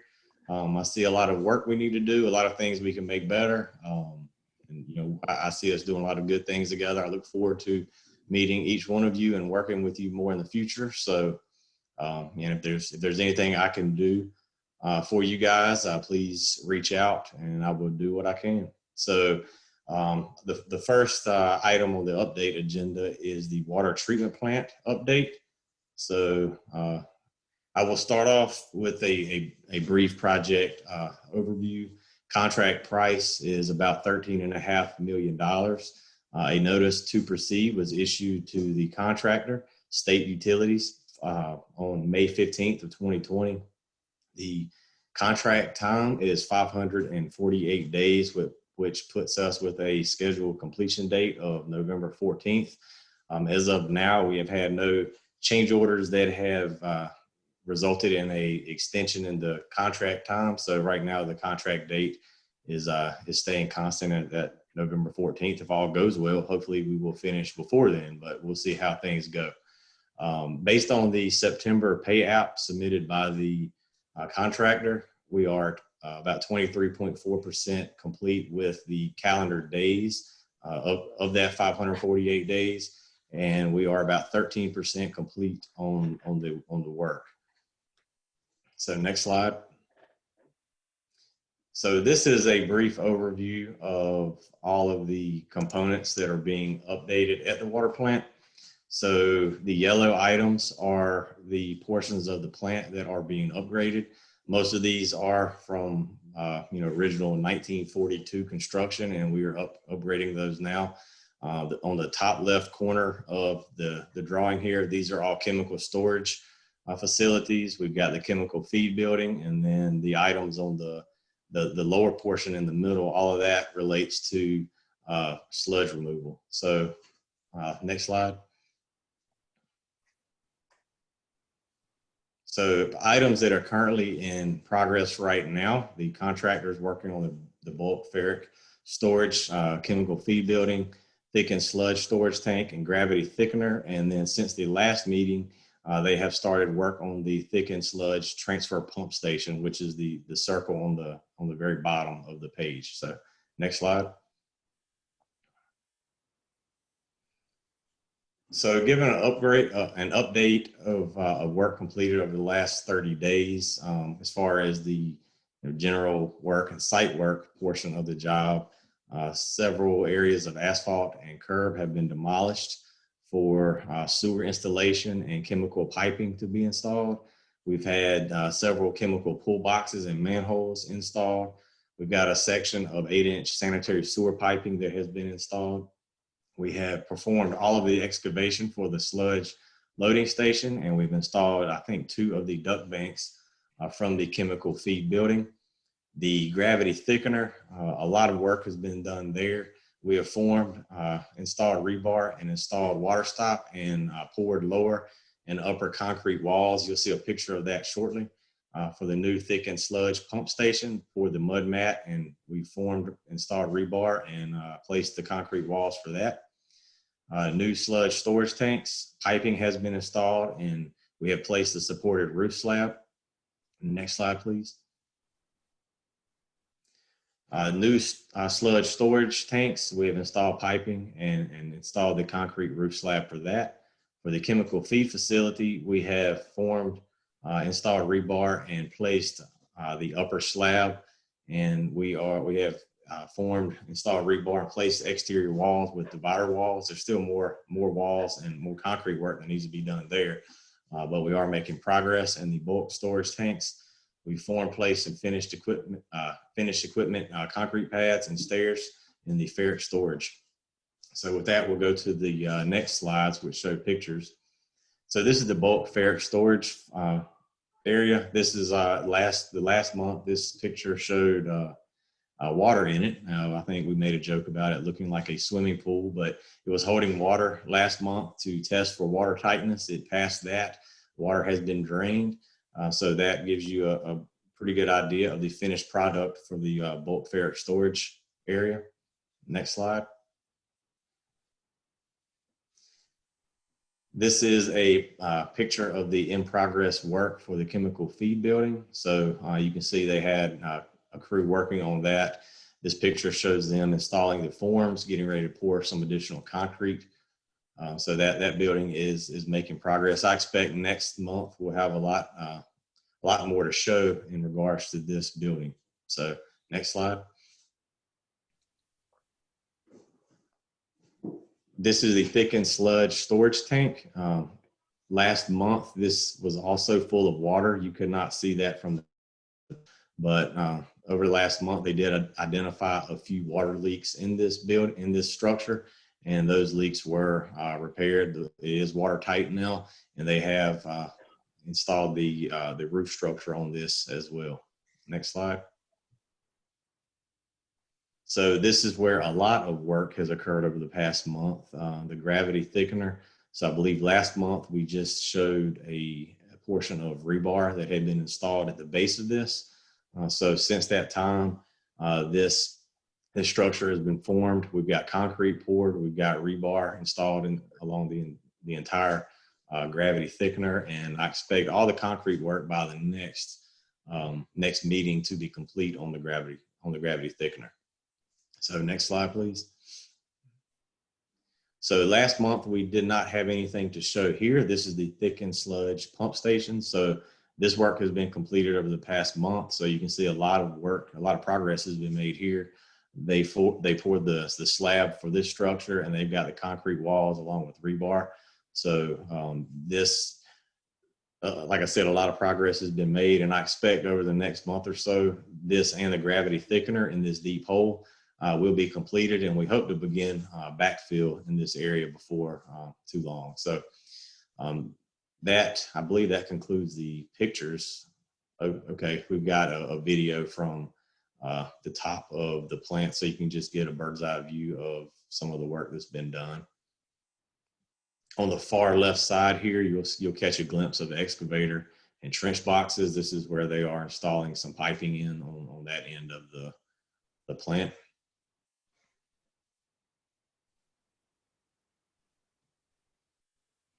And with that, I'll be glad to answer any questions or if anyone has comments regarding the water treatment plant project.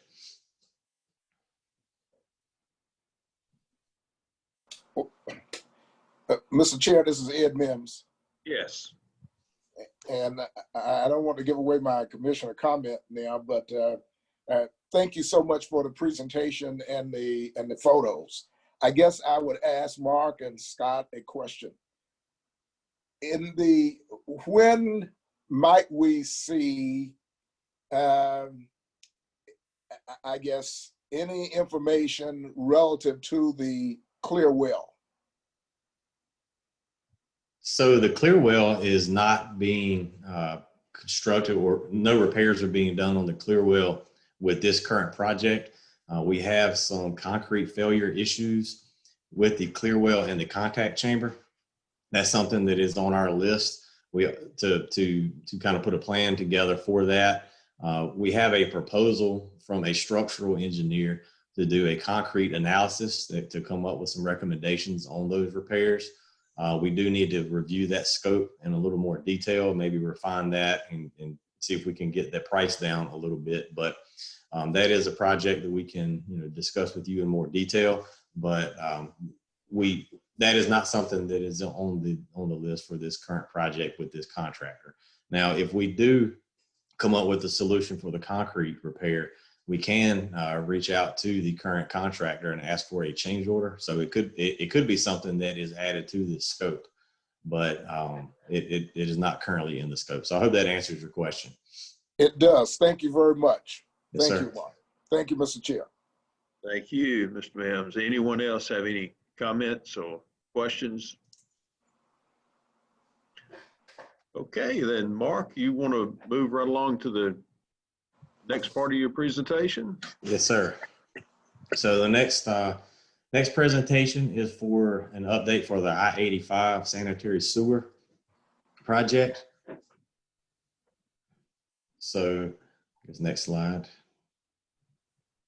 So I thought we'd start with a brief overview of the previous study that was performed. I think it was completed earlier this year by the consultant Coulter Jewell Timms. So a few bullet points on this. Their study was to address deficiencies in the current sanitary sewer collection and pumping system that conveys wastewater from the east side of I-85 through the Butner collection system to Saguasa's water treatment plant. The study was to evaluate existing pump stations and the possibility of eliminating existing pump stations with the extension of new gravity sanitary sewers, design a preliminary layout of sanitary sewers, pump stations, force mains to serve specific areas, and provide Saguasa with a master plan for service to meet current and future sanitary sewer needs. Next slide, please. So that study was performed, like I said, by Coulter Jewell Timms. In that study, they presented 4 priorities that totaled about $50 million of work that needed to be done. They identified, as you can see, priorities 1 and 2, a northern and southern interceptor line for gravity flow. Total cost for that was about $28 million. And then priority 3 was upgrades to the Joe P pump station, and priority 4 were upgrades to the East Middleton Road pump station, which equaled about $19 million. The next slide, please. So after that study, Saguasa put a plan in place to move forward with some of these repairs. So the first thing that happened, they initiated a plan to design and construct the northern and southern interceptor. This was priority 1 and 2 from the completed study.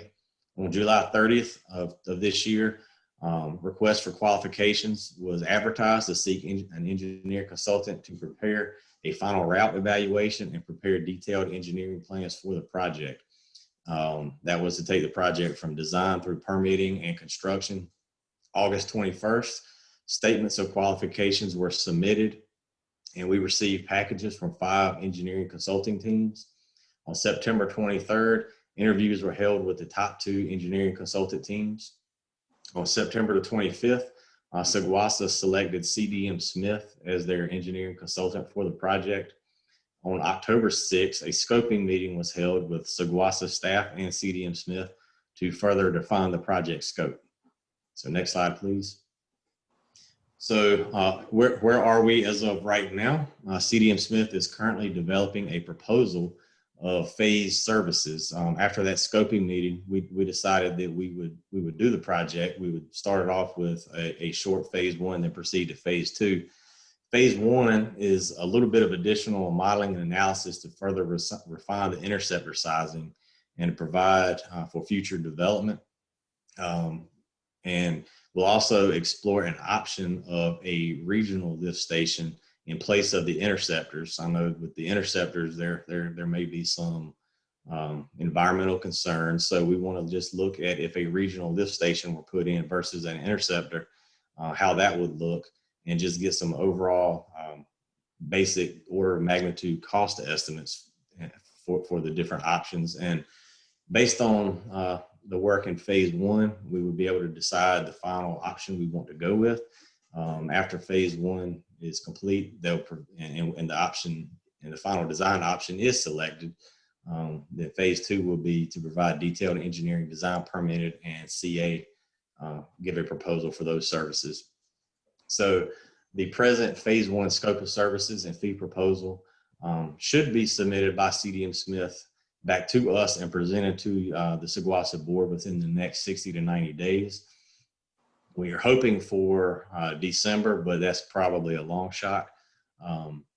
From the notice to proceed, we anticipate that the phase 1 analysis will take about 3 months.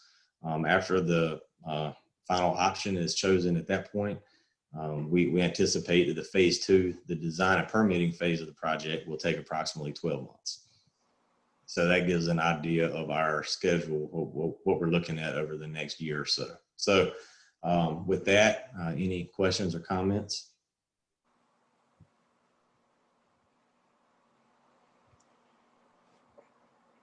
Okay, well, that concludes my update presentation on these projects. I anticipate every month going forward, give updates on the water plant, up through November next year when it's complete. Also the interceptor project, and also as we proceed with the priorities 3 and 4 of upgrading the Joe Pete and East Middleton lift stations. So any of these projects, I plan on a monthly basis to be providing you updates. But if any time you have questions, feel free to reach out, at any point, and I'll give you an update. So thank you for your time. Mr. Chair, this is Ed Mims. Yes, Mr. Mims. Yeah, and I appreciate that. I guess I would ask the executive director any progress on financing this. Well, Commissioner, any progress? So what's the best way to put this?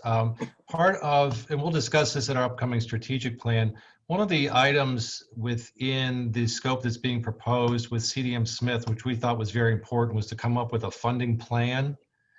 And based on their experience and the information we've put together as far as some of our scenarios and our strategies, and their experience, they're actually going to put together a somewhat more refined funding plan for us, which actually indicate application dates for our different grants and the different loans that we'll be seeking at this point. So there is no funding plan in place at this time.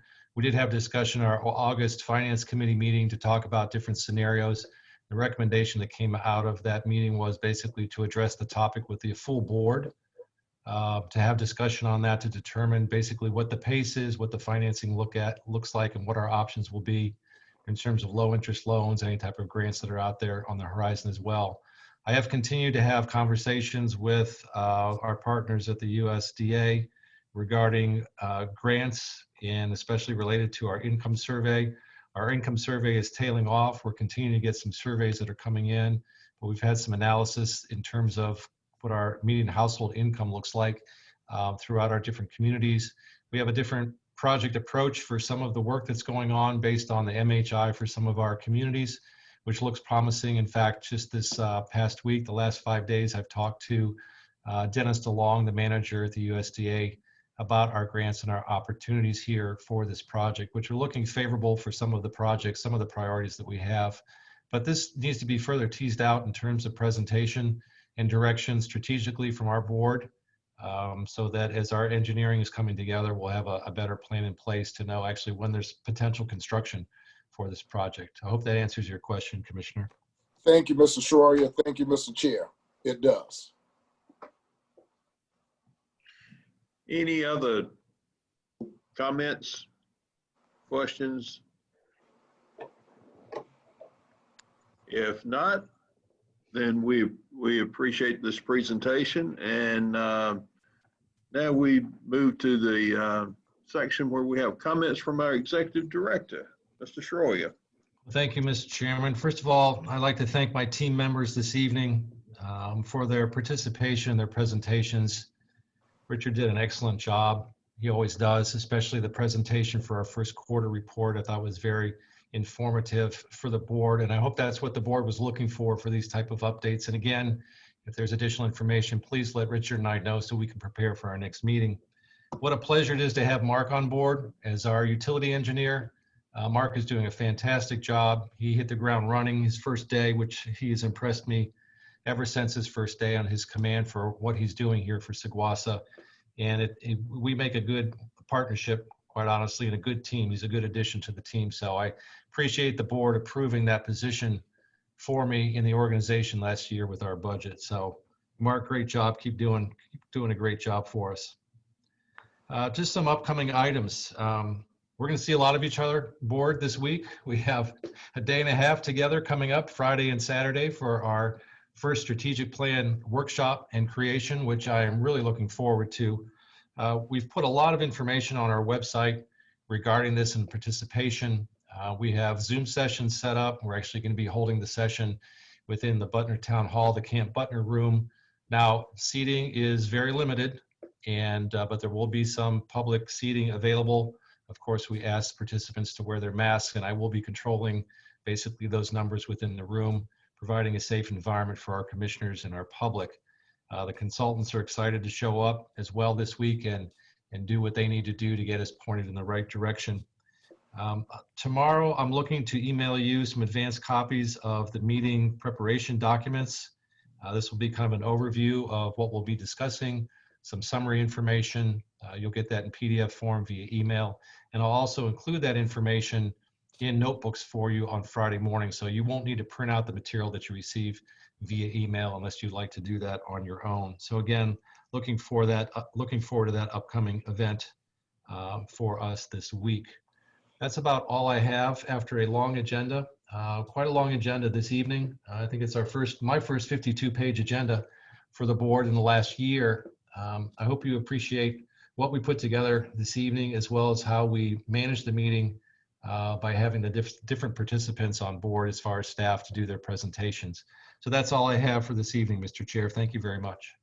Thank you, Mr. Schroyer. And there are comments from our attorney, Mr. Wren.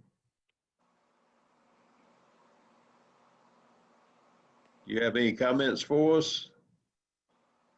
No comments? Or you can't get your mic unmuted? No comments. Thank you. Just wanted to confirm. Thank you, Jim. Thank you. And now comments from our board members. Mr. Birdsong, you have any comments for us tonight? Yeah, I guess a couple of things I'd like to mention. Okay. Scott's nice enough to send us a monthly report on where the hydrants are that got a water release sent Yes. through them. I don't need it. It was requested, I don't know, 6 months to a year ago by people other than me. But he kind of puts a paragraph on here that's sort of asking, do you still need it? If you, at least the way I interpret it. You think we could give him an answer whether or not this is a necessary report, or might he spend his time on something a little different? Can we all agree or head nod? I don't know if you do votes at this time with comments, but Well, how about if we see what comments the other board members have to say about it? We may be able to reach a consensus here. Would that be okay? Anything else? Yeah. We make a budget, but we don't really budget much in there for the board, which is okay. It's Scott and his band of buddies out there that need all the money.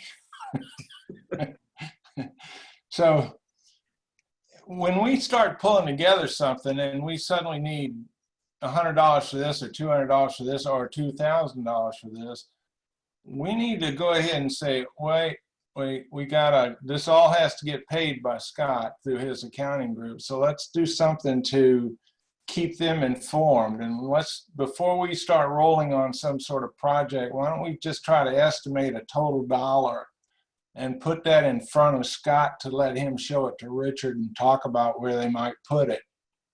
I mean, it's not his feeling that to my knowledge, he wants to pass judgment on anything. Just he's got a right to check, so we're holding him responsible for what he spends. So anyway, just keep that in mind. We kind of got a little carried away maybe on stuff we started anyway, low dollars, but let's keep that in mind in the future. Even though we're the board, we can't really spend money without keeping everybody informed. Other than that, I did enjoy the comments by Scott's staff. I always like to see those people come on in and say hi and stay a while. It's even a lot more interesting if we're in a room together and we can look at each other. But this is what it is. So thank you, Scott, for inviting them, and I appreciate it. So good night from me. Not so quick, Mr. Birdsall. Yeah, I know. Mr. Mims, your comments. Yeah, thank you, Mr. Chair. Let me respond to what Mr. Birdsong, one of the topics that he brought up, and that is the, I guess, the report on flushing the hydrants. Let me do some thinking about that before I make a comment, because Commissioner Kuczynski and I visited with our planning department. We've identified where these locations are, and perhaps either at the strategic planning meeting or later, there needs to be a discussion on the likelihood of a study to discern whether or not there are specific issues downline from the Saguasa plant. So I'm not in favor at this moment of curtailing or eliminating the report that we get. Second thing I want to say is thank you to Scott and the staff. I had a chance at long last, I think we began attempting this in March, but I had a chance to have a partial tour or a full tour of the water plant. Didn't get a chance to get to the waste water treatment plant because I asked so many questions. We decided that we would split the tour in half, if you will. And I learned an awful lot, saw a lot of things that that I had not wondered about, but it basically became clear after particularly hearing comments from Commissioner Kuczynski and Mr. McLam in several months past. So I was truly appreciative of having that firsthand observation of what was going on. And when Mark began to show the photographs and describe what was going on at the water treatment facility, it was all fresh in my mind. Thank you very much to Scott and Mark and the staff out in the plant for an excellent presentation. And that's all I have, Mr. Chair. Thank you, Mr. Mims. Commissioner Kuczynski, your remarks. Thank you, Mr. Chair. Mark Hamlet, it was so great to get to meet you finally, and look forward to meeting you in person at the strategic planning session. I hope you'll be there with us. I'm not sure on the Flushing report. I kind of agree with Mr. Birdsong. I don't need it. I guess if we did need it, we could just call Scott and he could probably, it's probably something he does every month anyway, whether you send it out to us or not. But I don't need to see it myself right now. As Commissioner Mims said, we will need to see it. So as long as one of us has it, I think we'll be fine. And question about a procedure that we do, and it might be a suggestion. When we make a motion and the motion is tallied, can somebody repeat the motion has passed and what the count was so that we can have it in our records? I've noticed that it might not be a procedure that we normally do, but it's just would make me a little happier to have that. I know I can count, and I'm looking forward to strategic planning. Scott, what's going to be for lunch? I hope you've got a great caterer. Nothing special for lunch to keep you focused on the task at hand. So, sorry. We want to make sure. And look, I don't want to spend a lot of money, so McDonald's is good for me. We don't want that lull after lunch. We've got a lot of work to work on. So I will have discussion with the chair and also the board secretary about what you're asking for. I know we do reflect it in the minutes as far as what the count was, but if the chair is okay with that, we can just have some further discussion on that. Would that be okay? Yes, Sure. absolutely. Okay. Good. Thank you. Yep. Commissioner McLam. I would just like to say thank you for the presentations tonight, and thank you for the great job that is being done by Mark, Richard, and Scott. Appreciate it, y'all. Thank you. Yes, thank you, Mr. McLam. And Commissioner Karen, your comments? Thank you. So it was as Scott had mentioned, this is quite a long meeting this evening, so I won't belabor the points, but at the top, we open with a moment of silence for Edgar. And as you all know, he was a charter member of this organization. Was fortunate enough to serve with him as a Creedmoor representative at that time.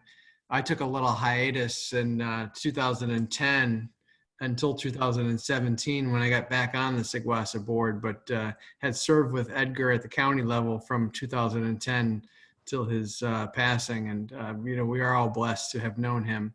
So I appreciate the thoughts, and Jimmy, I appreciate you as a lifelong friend of his, and I'm sure that the stories that he has told you over the time has been just absolutely amazing. He has been quite an individual. But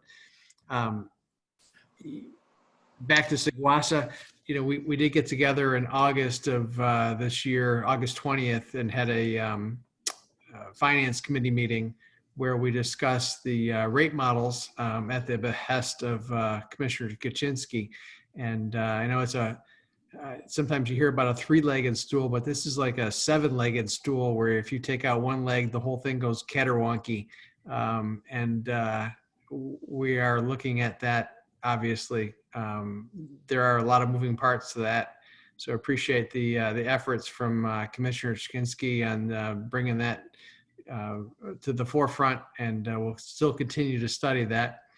I look forward to seeing you all on the Friday of this week, and hopefully we'll have a very productive a meeting at that time. So I will end my comments with that. So thank you very much, and then good evening. Thank you. And well, we have some items for closed session that we need to discuss. So my comments are be thinking about who you want to nominate for vice chairman next month. And we'll try to address that at the regular November meeting. And yeah, I do have a lot of really good memories of Edgar, and lots and lots of stories. Quite a few I can't share, but it was some good times we had back in the day. And you know, as we grew older and more mature, it was we still enjoyed each other's company and reminiscing about days gone by. Getting back to business, though, thank you, Scott, Richard, Balmer, thank you, Mark Hamlet, nice to meet you. Thank you for your presentation. Scott, you put together a very impressive staff, and look forward to working with you for a long time. And with that, we would entertain a motion to suspend the meeting and go into closed session. I make a motion that we suspend our open session, go into closed session. Second, Kenneth McLean. Thank you, Commissioner Kaczynski, and thank you, Commissioner McLam. Ms. Mercer, will you give us a roll call vote? Yes, Commissioner Karen, Aye. Commissioner McLam, Yes. Commissioner Kaczynski, Yes? Commissioner Mims, Yes. Commissioner Birdsong, and Oh, Bill's got himself muted. Hang on. I had myself muted. Yes. okay, and Chairman Goose. Yes. And with that, we're going to take a 5-minute recess and come back in closed session. And thank you all. Thank you everyone for attending the meeting tonight, and appreciate all of you. Thank you. 2, 1. All right. Can I hear a motion to adjourn the closed session and go back into open session? I make a motion that we close the closed session and go back into open session. Thank you, Commissioner Kaczynski. Do I hear a second? Second. Second by Commissioner Mims. I guess we can just do a voice vote here. I don't think we need a formal, everybody say yay. Yay. Yay. We have any nays? With no nays, so the motion passes and we're back in open session. And as a result of our closed session, we were doing a annual review for our executive director, and the results of that annual review show that he is entitled by his contract to a raise, but in lieu of a raise, our executive director has asked for more vacation time. And we, I believe, Mr. Wren, we agreed to go to the higher tier, the 20-year. 20-year plus tier, that's correct. Yeah, okay. So that entitles our executive director to more vacation time. And, you know, he doesn't have that many years with Saguasa, but based on time he's had with the municipality, he had 30 years there. So we decided to grant him his request, and we appreciate his consideration of the financial position we're in, and we want to thank Executive Director Schroyer for all that he does for us, all that he's done for us, including that really nice logo picture behind him. And with that, if everyone is in agreement, I'll entertain a motion to adjourn. Mr. Chairman, that's an amendment to his contract, correct? That's correct. Amendment to Scott's contract. And you're going to vote on that, correct? Oh, okay. I make a motion, we go by that. All right. Motion by Commissioner McLam, Do I hear a second? Second, Birdsong, second. Birdsong, second. Ms. Mercer, will you do a roll call vote for us? Yes. Commissioner Karen, Aye. Commissioner McLeod, Yes. Commissioner Kaczynski, Yes. Commissioner Mims, Yes. Commissioner Birdsong, Approved, yes. and Chairman Gooch. Yes, approved. And with that, the motion carries, and we want to thank you, Mr. Schroyer. You have been invaluable to us, and we Thank you. hope to have many years in the future to work with you, whether I'm here or who's here, whoever's on the board. We just hope that we have people that will work with you and continue to move Saguasa forward. It feel like you've turned a corner for us, helped us turn a corner, and we look for good things in the future. Thank you very much. Appreciate it. Yes. And with that, good night, everyone. Good night. Good night.